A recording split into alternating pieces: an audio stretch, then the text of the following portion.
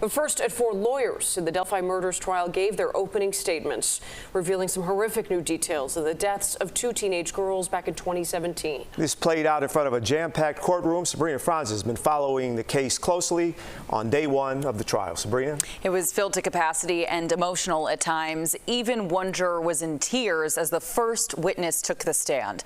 Attorneys for both sides outlined their cases for the rest of the trial, and Libby's grandmother was the first to testify. We want to warn you that some of these details are disturbing. In a Carroll County courtroom filled with family, media, members of the public, lawyers painted a picture of 13-year-old Abby Williams and 14-year-old Libby German, detailing parts of their final moments.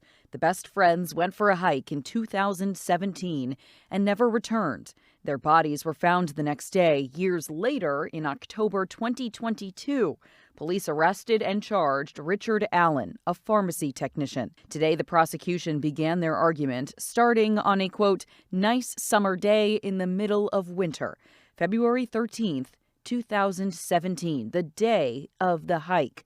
They described the teens as girls, laughing and joking. The state says Libby posted photos on this bridge with Abby, took this video before her phone cut off. The next day, the prosecution says the girls were discovered covered in blood with their throats cut.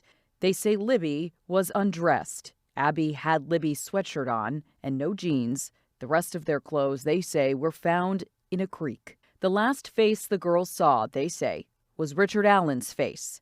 Richard Allen's defense began their argument, starting by declaring Allen's innocence. His team claims evidence was lost, that Allen was never on the trail at the same time as the girls, and pointed to inconsistencies they say is in the state's timeline of events.